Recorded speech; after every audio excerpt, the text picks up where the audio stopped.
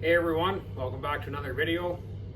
As you can see, we're back in the planer shed. I know lots of lots of planer videos, but yeah, that's just the work that we're doing right now. So why not make some videos on it? So there's some V-joint over there that I'm going to show you in just a second. We just ran through some. There was 70 pieces of 1x6 12-foot white pine and 50 pieces 1x6 16-foot. That we made into V-joint for an order. That being said though, we are going to change the knives in the planer right now. I got some D4S to do, just 4 sides, in cedar for a customer, and then also there is some 1x4x10 foot that I have to plane D4S for myself. That stuff is for a shed that I'm building at home, and the shed is actually for the sawmill here. So I'll also show you that we used all of our own lumber for that, and it's coming along good. So there's a lot of the 16, well, that's all the 16s and some 12-foot V-joint, and you can see the rest of it is just right there.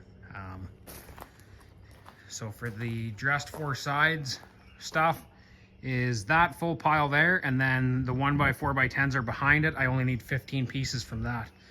Let's just have a quick look at this stuff though. This is select white pine here that needs to get kiln dried and dressed down, and there's also a pile of 2x8x8 white pine right there, 30 pieces that are select clear both sides that we need to put in the kiln and run through the planer as well. I'm not sure what to think about the camera angle, but it's the best I could do. Anyways, so these are, if you haven't watched my planer videos before, these are the side profile cutters. You can see, I don't know how well you can see, but these are the, that is the groove, and then this is the tongue and groove. So anyways, I'm gonna put my wrenches on here, and one is a backwards thread, and I always forget which one is. Anyways, looks like I got it right first try, which is rare. So take that off, and then the head comes right out. And as you can see, this, I call it a bearing, that's not the right term for it, but you can see the groove. So those are the knives. These are very dull, actually, like extremely. Those might as well just go in the garbage. And you actually can't, these profile knives, you actually can't resharpen them. Well, I shouldn't say that. I guess you can. I don't have the ability to, and any of the guys that I've ever dealt with don't have the ability to. So I have been just buying these as I need them. They last long enough to make it worthwhile. Anyways, let me know if you have any other ideas though with that, if you have a good solution, because I know the wood mizer ones are expensive. But anyways, so that being said, I do have different of these black bearings. I have 6 of them, which is 3 sets, and which makes changing these a lot easier. So because I use the V-joint quite often, it's going the wrong way. Because I use the V-joint quite often, I don't like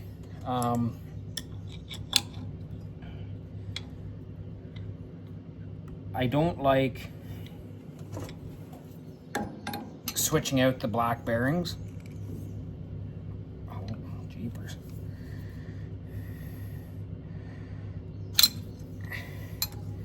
And I should say I did kind of cross thread this, if yous are wondering. Oh no, I didn't.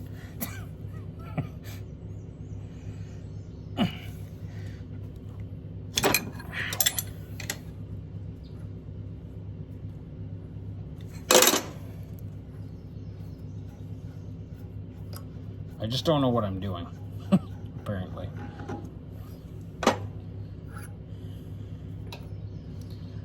So like I was saying, I use the V-joint quite a bit.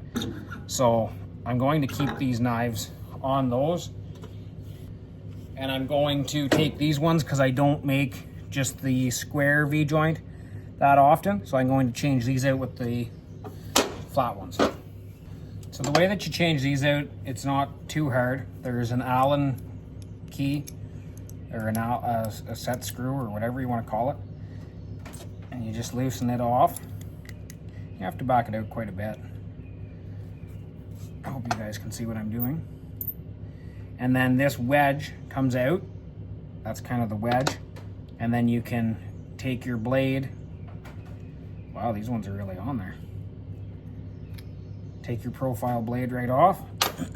And this is what I meant by the square.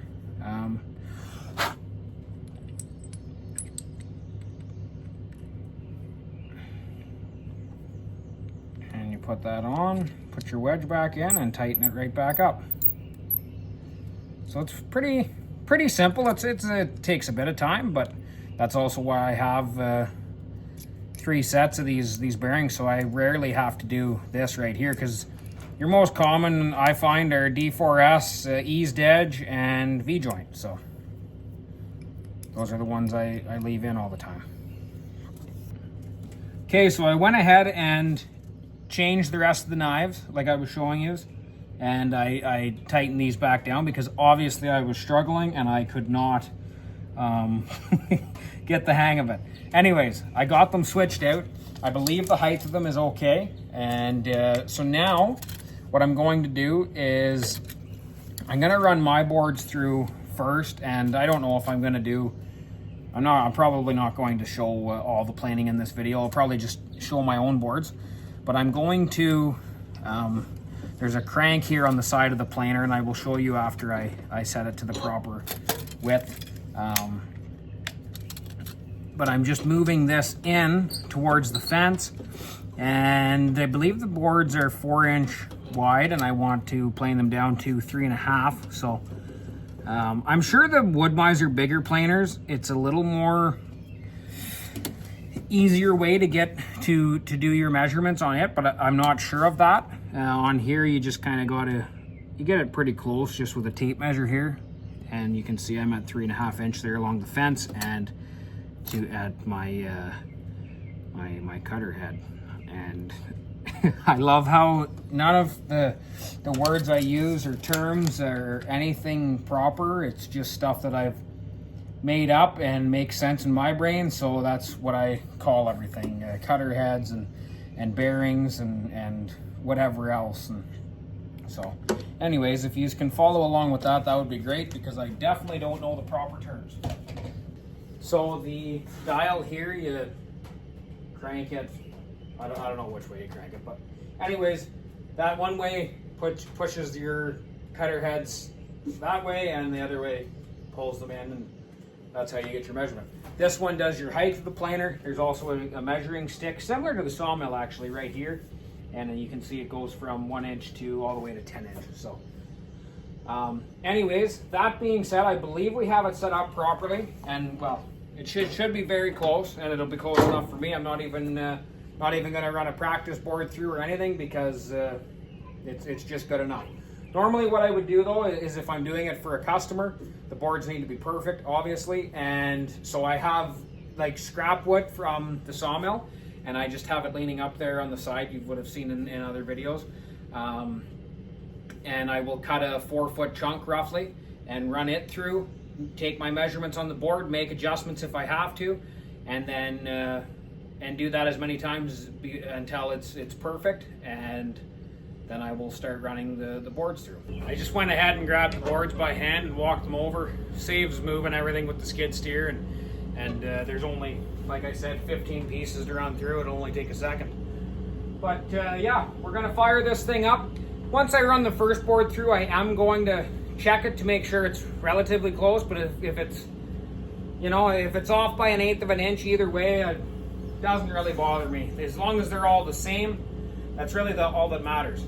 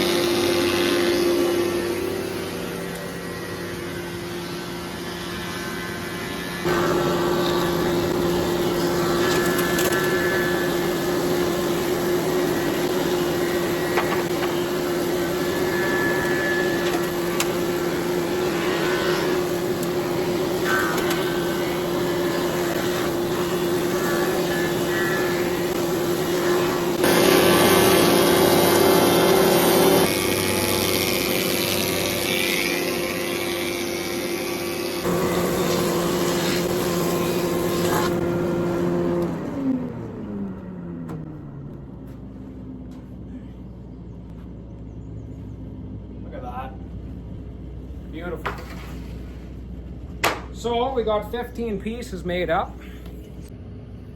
Look at that. I mean, like, for the planer being the size it is, I know it's a fair size, but like, and how easy it is to adjust everything, and how convenient